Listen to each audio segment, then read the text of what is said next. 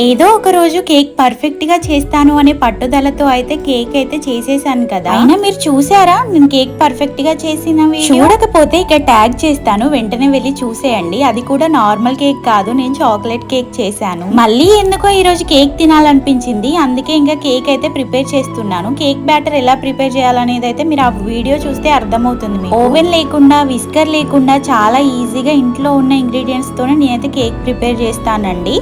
ఇక్కడ చూసారు కదా, నేనైతే మా ఇంట్లో అయితే కేక్ ట్రే లేదు, ఇంకా అందుకే కేక్ ఎప్పుడు ప్రిపేర్ చేసినా నేను ఒక స్టీల్ గిన్నెలో చేస్తానన్నమాట. ఈసారి ఎందుకో అసలు నేను గ్రోసరీ షాపింగ్కి వెళ్ళినప్పుడు ఈ టీ గ్లాసెస్ తీసుకున్నా అన్నమాట. ఇంకా అలాగే ట్యూటీ ఫ్రూటీ కూడా తీసుకున్నాను. ఇంకా అందుకే ఆ గ్లాసెస్ లో అయితే వేసేసాను. అవి చూడగానే అందులో చేద్దాం కేక్ అనిపించింది నాకు. ఇంకా ఆ గ్లాసెస్ లో వేస్తుందో రాదో అని టెన్షన్ పడ్డాను, కానీ చూసారు కదా ఎంత ఫ్లఫీగా, ఎంత స్పాంజ్ లాగా వచ్చాయో మన కప్ కేక్స్ అయితే. టేస్ట్ మాత్రం ఈ మాట కామాటే చాలా బాగున్నాయి, మీరు కూడా ట్రై చేయండి.